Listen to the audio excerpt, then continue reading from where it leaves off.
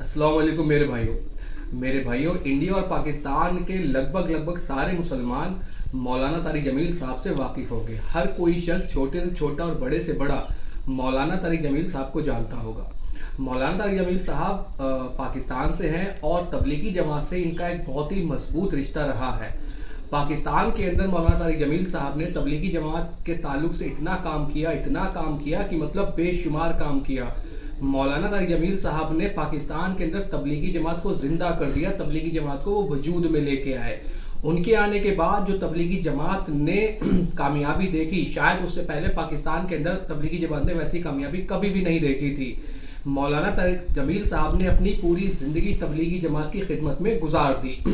और उन्होंने सिर्फ इंडिया और पाकिस्तान के अंदर ही नहीं बल्कि बहुत सारी कंट्रीज़ के अंदर जो है वो तबलीग करी और बहुत सारे लोगों की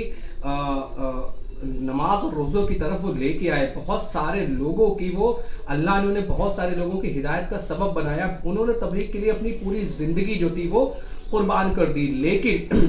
अभी जो पाकिस्तान में कुछ दिन पहले रायगढ़ के अंदर तबलीगी जमात का एक बहुत बड़ा इज्तिमा था जिसके अंदर पाकिस्तान के बहुत सारे मशहूर तबलीगी जमात के मुबल्लिग वहाँ पर जो है वो बयान करने के हवाले से गए हुए थे। तो जब मौलाना तारिक जमील साहब बयान करने के लिए अपने घर से निकले रायगढ़ के लिए तो उन्हें रास्ते में रोक दिया गया, सड़कें खोद दी गई, गाड़ियां रास्तों में लगा दी गई, ब्रिज को तोड़ दिया गया कि कैसे भी मौलाना तारिक जमील साहब रायगढ़ इज्तिमा के अंदर ना पहुंचे। हालांकि मैं कोई तबलीगी नहीं हूँ, लेकिन जो उनकी मेहनत थी, जो उनकी कुर्बानियाँ थी तबलीगी जमात के लिए, मैं उसके हवाले से बात कर रहा हूँ। तो मौलाना तारिक जमील साहब को इन लोगों ने इज्तिमा के अंदर नहीं पहुंचने दिया और मौलाना को बयान करने से रोक दिया। वो तारिक जमील साहब जिसने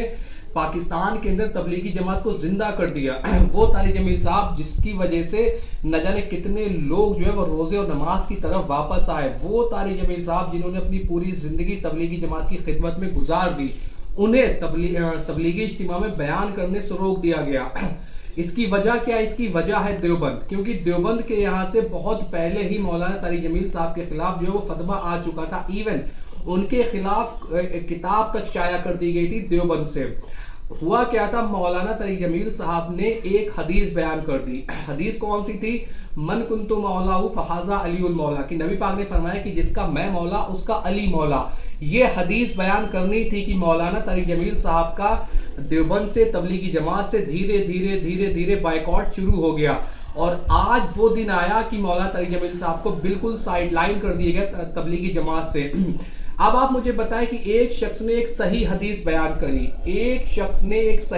बयान करी, इन लोगों को वो हदीस हजम नहीं हुई। अब आप समझ लें कि इनके दिलों में किस लेवल का बुग़्ज़ अहले बैत भरा हुआ है, किस लेवल की कीना अहले बैत के हवाले से इनके सीनों में भरी हुई है कि इनसे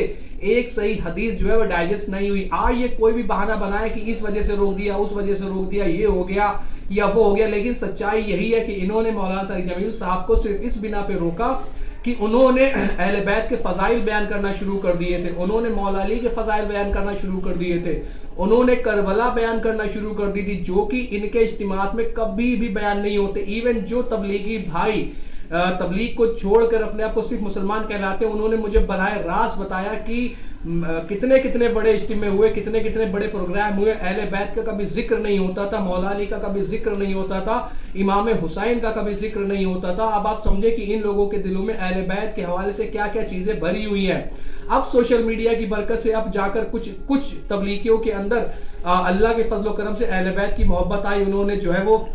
अहले बैत के जो है फजाइल बयान करना शुरू किए, अहले बैत की कुर्बानियां बयान करना शुरू की, जो इन नासबी किस्म के तबलीगियों को डाइजेस्ट नहीं हुई और इन्होंने मौलाना को बिल्कुल साइड लाइन कर दिया।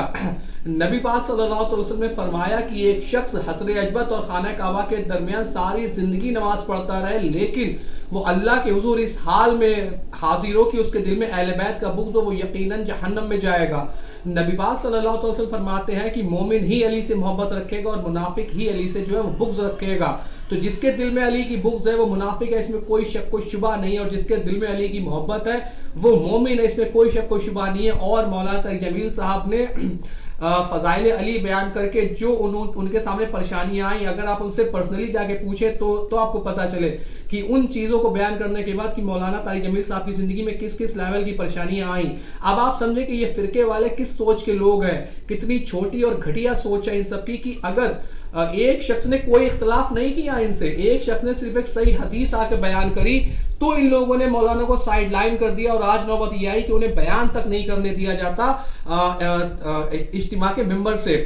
اب آپ سوچیں کہ یہ کتنے زیادہ نیرو مائنڈڈ ہیں اور کہاں پر یہ کھڑے ہوئے ہیں، ایمان کے کون سے حصے پر یہ کھڑے ہیں، کون سی پائدان پر ہے یہ ایمان کے، جب اہل بیت کی محبت ان کے دلوں میں نہیں ہے تو کس کی محبت ان کے دلوں میں ہوگی؟ آپ اپنے ذہن سے سوچیں، جب یہ اہل بیت کے نہیں ہوئے تو یہ کس کے ہوں گے؟ پھر یہ جب یہ مولانا طارق جمیل صاحب کے نہیں ہوئے، جبکہ انہوں نے ان کی مسلک سے کوئی اختلاف نہیں کیا، آج بھی وہ مولانا تھانوی کو یا گنگوئی کو رحمت اللہ تعالیٰ علیہ کہتے ہیں اور ان کے قصیدے پڑھتے، اس کے باوجود اس بندے نے صرف ایک حدیث بیان کری، صحیح حدیث بیان کری، ضعیف حدیث بھی نہیں تھی، تب جا کے اس کے رد عمل میں ان لوگوں نے یہ کیا کہ مولانا کو بالکل سائیڈ لائن کر دیا۔ بالکل آج آپ نے مولانا کو سائیڈ لائن کر دیا وہ الگ بات ہے، لیکن آخرت کے اندر آپ دیکھنا آپ سارے کے سارے سائیڈ لائن کھڑے ہوں گے اور مولانا جو ہے وہ حق کے ساتھ مضبوطی کے ساتھ آخرت میں کھڑے ہوں گے انشاءاللہ تعالیٰ، کیونکہ جو انہوں نے اہل بیت کے دفاع میں، اہل بیت کی تعریفیں کرنے میں جو قربانیاں انہوں نے دی ہیں، جو مصیبتیں انہوں نے جھیلی ہیں، اس کا اجر اللہ رب العالمین انہیں دے گا۔ نبی پاک نے فرمایا کہ جس نے میری آل کے ساتھ بھلائی کری